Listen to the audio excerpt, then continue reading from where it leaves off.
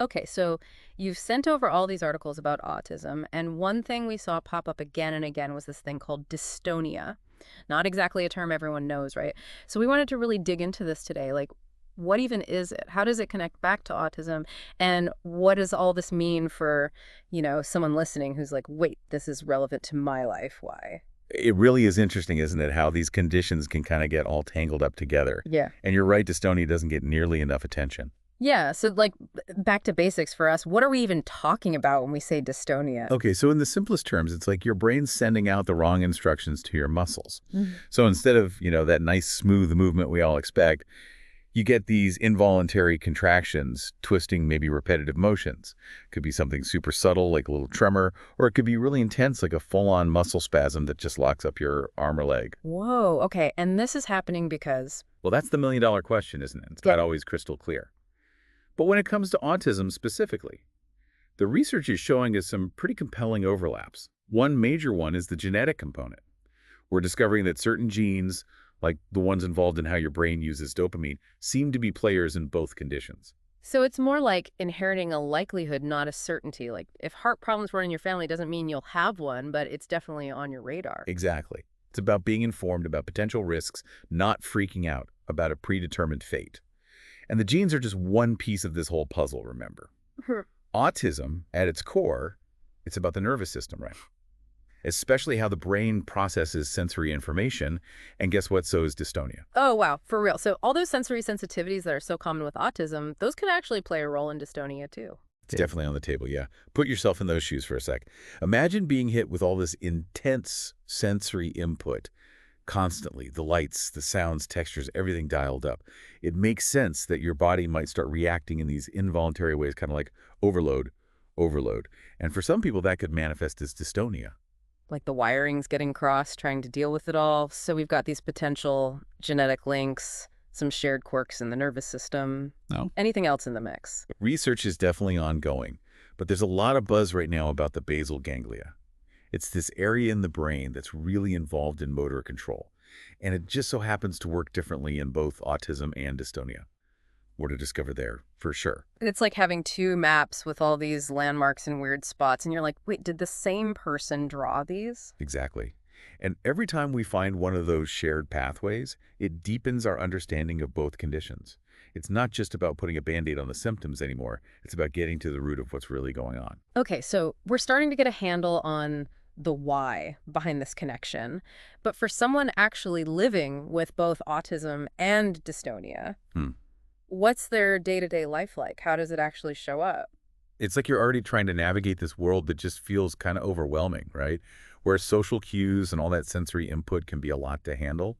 And then on top of that, you add in these unpredictable movements from the dystonia. It's like trying to hit a moving target when you're blindfolded. Yeah, and it can't just be physical, right? Like there's got to be this emotional weight that comes with having both diagnoses at the same time. Oh, absolutely. The frustration of your own body not cooperating with you, the anxiety of not knowing when or how your muscles might just decide to do their own thing, it can be really isolating, you know? Make people afraid of being judged and just really take a toll on their self-esteem. Especially because people might totally misinterpret what those involuntary movements mean. Exactly. Someone might just see someone with dystonia and think they're fidgety or restless or even trying to get attention, when in reality, their body is working against them. That's why raising awareness about this is so crucial. Yeah, because knowledge is power, right?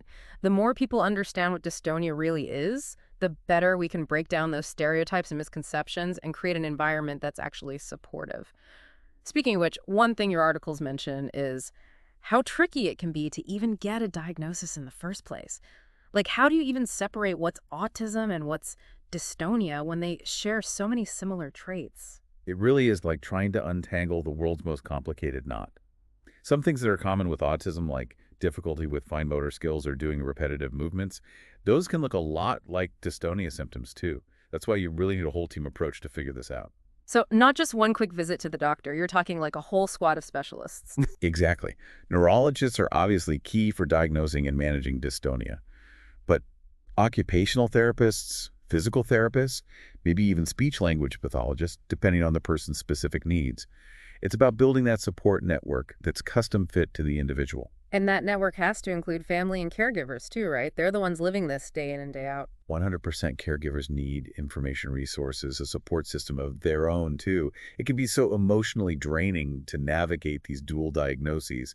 So it's crucial for caregivers to prioritize their well-being as well. So we've talked about how important that whole support system is and how tricky diagnosis can be, but what about actually managing these conditions? Where do you even start with that? It definitely can feel overwhelming at first. There's no doubt about that. But I always tell people a good first step is just gathering information. Organizations like the Autism Society of America or the Dystonia Medical Research Foundation, they're like gold mines of knowledge. Yeah, like they give you the lay of the land before you try to navigate all the back roads on your own. Exactly. And don't underestimate the power of shared experiences either. Online forums, support groups, things like that, they can be so helpful not just for information, but just that feeling of community. Knowing you're not alone in this can make a world of difference. 100%.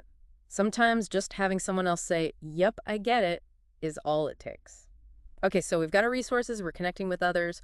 What about actual treatments? Like we touched on medication therapy. Is there anything else in the toolkit? This is really important to remember. There's no magic bullet here. Treatment has to be tailored to each person's individual needs. That being said, occupational therapy can be as so helpful for people who are struggling with everyday tasks because of the dystonia. Like imagine trying to button up your shirt or tie your shoes, but your hands just won't cooperate.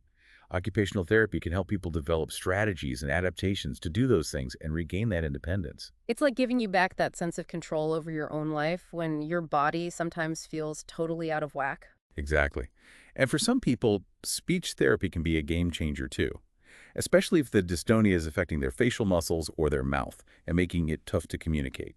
And then there's the whole world of mind-body practices, things like meditation yoga, mindfulness techniques, anything that helps manage stress, anxiety, sensory overload, all those things that can actually make dystonia worse.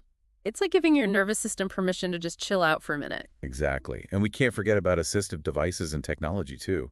Weighted blankets for sensory input, noise-canceling headphones, specialized computer software, you name it. These things can make a huge difference in people's lives. It's amazing how technology can be used to create a world that's more accessible and supportive for everyone. So we've covered a lot of ground today, but if there's one big takeaway you want listeners to walk away with, what would it be? Focus on empowerment. That's what it all comes down to. Yes, autism and dystonia come with unique challenges, but they don't define a person or limit their potential. Encourage exploration, creativity, passion, whatever lights someone up inside and gives them a sense of purpose. Because everybody has something amazing to offer the world, regardless of their challenges. This deep dive has been really eye-opening, to say the least. So to everyone listening, if any of this resonated with you, please know you're not alone.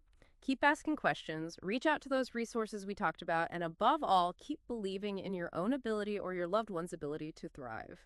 Thanks for joining us today on The Deep Dive.